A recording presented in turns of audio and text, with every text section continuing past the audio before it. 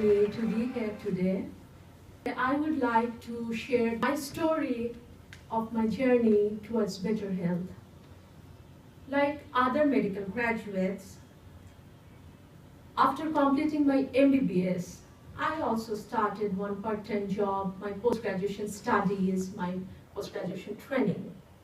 Besides this, I started giving free medical services in the weekend in my village from my social responsibility. It was then when I first realized how little people know about basic health care. I found most of them hesitant, ignorant, or too poor to consult doctor. Many of them come late to the doctor, resulting in disease complication, increase in treatment expense, and decrease in chance of survival. I can give you some example. Women are coming with advanced stage of cervical cancer, and they do not know that government has free screening facility for them. Women are coming with recurrent pelvic infection, and they are not maintaining proper menstrual hygiene. One couple came to me, and we are not conceiving. And when I took the history, I found they are only trying for 1 or 2 months. And they do not know they have to try for at least 1 year. So I realized it is not only poverty, but lack of awareness and motivation, which is responsible for suffering of many people. Today, our society is plagued with non-communicable diseases like diabetes, hypertension, high cholesterol, cancer, obesity. And we all know it can be prevented or controlled if we avoid some risk factors, or we undergo or we accept some regular screening procedure. So I felt the urge to inform the people, to take the chance to motivate them. But how can I? Started thinking, and finally I planned to start one television show. As an OBGYN, I tried to focus on maternal, adolescent, and reproductive health issues. I had a background to work as a national child artist, national award-winning child artist in television channel in my childhood. So that this field was familiar with me. But when I started submitting the proposal of this program, some TV channels told whether this type of program will get any sponsor or not. And some TV channels were telling, is it decent to discuss all the female health issues like menstruation, fertilization, safe period, etc. openly in front of the TV screen? Finally, I was able to convince one television channel, which was the only state-owned government TV channel named Bangladesh Television. And they gave me one pilot program. And they told, if you can prove that this program is necessary and useful, then we will regularize it. Then, after the pilot program, it got huge appreciation of the viewer, and they told, yes, these are our regular and real need, and we want to see this type of program. And after that, TV Authority signed a deal with me to produce this type of program twice monthly. In every show, I try to focus on specific disease, one specific disease, its causes, symptoms, sign, how can we diagnose it, what are the treatment options, prognosis, and also prevention. It is the longest running and only TV program which is focused only on maternal health. I was very happy when one couple came to my chamber and the husband is telling that, Madam, I watched your show, but my wife didn't.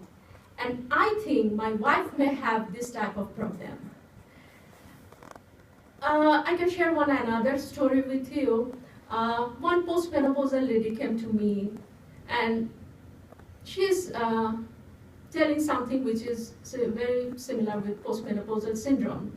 And I counseled her, advised her, and after that, I asked her, few days back, there was a TV show in this topic. Did you watch this? And the woman said, yes, I watched the program. That's why I came to you, the doctor, to clarify some of the questions of mine. She didn't recognize I was the doctor in the TV channel, but she came to a doctor. Sometimes I got letter from my regular viewers, and they're telling that, sorry, I could not watch the last show, but I'm very much interested to know about this show, a specific topic. How can I? For them, I have started writing in the newspaper health-related articles with the same objectives. As you know, there is a term media gap. Either during the time of telecasting the program, the woman was not in front of the TV, or that newspaper do not have the access to that specific woman. And sometimes I got emails, phone calls from my friends, those who are staying abroad. They are Bangla speaking, they are immigrant there or non-immigrant. And you know, those who are staying abroad, they have a language barrier with their healthcare providers. They want to know as a whole about the topic in their mother language. What is happening with me? Sometimes they call me for second opinion. My doctor is telling like this. What is your opinion here? And if she is non-immigrant, as you know more than me, better than me, treatment is very costly for them. To be with this group of people, I opened one YouTube channel. There are free lectures on different maternal, reproductive, and adolescent health issues. Anybody, when they are in need of this topic, they can search and watch the videos. And my undergrad medical students, they can also utilize it, and they're using it as because they're in their mother language, Bangla, and it is helping them to acquire one counseling skill for the patient. How to talk in the mother language with the patient to motivate them. Besides this, I'm also maintaining one Facebook page named Dr. Purabi's Help Desk. These are all the tools which I'm using to create awareness. I also invested myself to train volunteers, as because I cannot do that much which is needed. These volunteers are mostly college and university students. They're equipped with health education informations and all the necessary tools they need. And they're individually running this type of health awareness program in their community level. And I believe together we will be able to achieve more, so that along with volunteers and our stakeholders, we are moving to the community level with free health education, advocacy, and free medical camp. Sometimes after knowing everything, our women cannot go to the health center as because either they are financially dependent, or they need to be accompanied by someone to go to the health center, or the health center is far away from them. To be with this group of people, we move to the community level, along with all the necessary equipments and volunteers, and do free cervical cancer screening in their doorstep.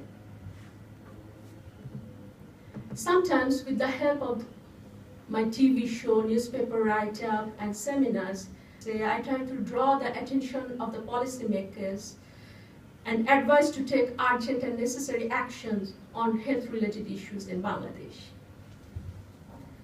Now, I want to focus on some Google and YouTube analytics of my online health awareness activities. Its benefit has crosses the geographical barrier. Bangla-speaking people almost all over the world are using these free lectures. Total number of views is increasing day by day. And if I go to the male-female ratio, it's 51% and 49%. Almost 50-50, and I think which is very much needed to establish he for she. And if we go to the geographical location of the viewers, it's Bangladesh 40%, India 21%, USA 12%, UAE 3.7%, and UK 3.1%. And age distribution. Most of the viewers are 25 to 34 years of age. And the second group is 35 to 44, and the third group is 18 to 24. Most of them are in reproductive age. Our Bangladesh achievement in health sector, what Lancet says. The Bangladesh paradox, exceptional health achievement despite economic poverty. Many women and their partners are becoming aware of their disease early and started consulting doctor at an early stage. This awareness is helping to reduce malpractice and taboos from the society. Sometimes bureaucratic inertia, funding crisis, and shortage of technologically sound workforce put a negative effect in my journey. Besides, slow internet speed and limited knowledge of the beneficiaries to use technology is another problem. But this picture is changing very fast. I'm very hopeful. And my future plan.